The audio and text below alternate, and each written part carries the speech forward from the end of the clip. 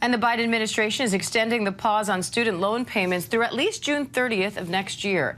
It comes as multiple court cases have blocked the White House student loan forgiveness program. That program would forgive $20,000 in debt for borrowers who make below a certain income. ABC's Elizabeth Schulze joins me live now for more on this. So, Elizabeth, this extension to the payment deadline is to give the Supreme Court some time to rule on these lawsuits brought against the forgiveness program. How do you see this playing out? And what does this all mean for borrowers and for taxpayers?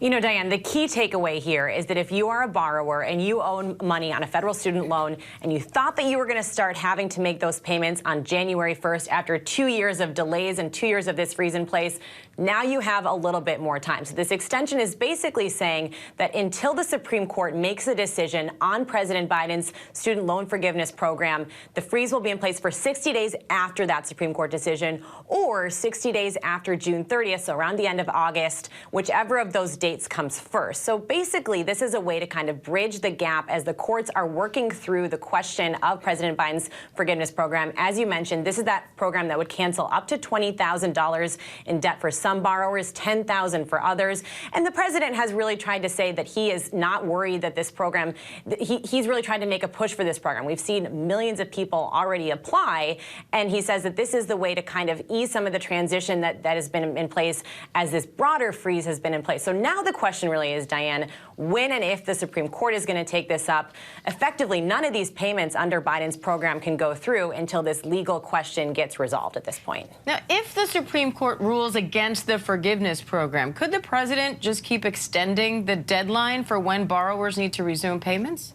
You know, Diane, it's always possible. We heard the president say the last time they extended this that it was the final extension, and here we are with another extension again.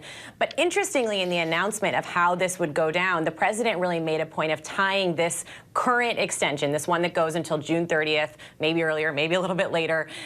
He basically said that it's contingent on the Supreme Court's decision. So sounding a little bit more like regardless of what the Supreme Court decides, this could be it. And the reality is there is a lot of criticism that the president is facing about this, not only the current extensions, but about the program itself. You know, there's a lot of questions about the cost. As you mentioned, there are costs up to $400 billion, according to the CBO, is the price tag on this, even a little bit higher in the near term because of the freeze. So really, you know, he's facing that.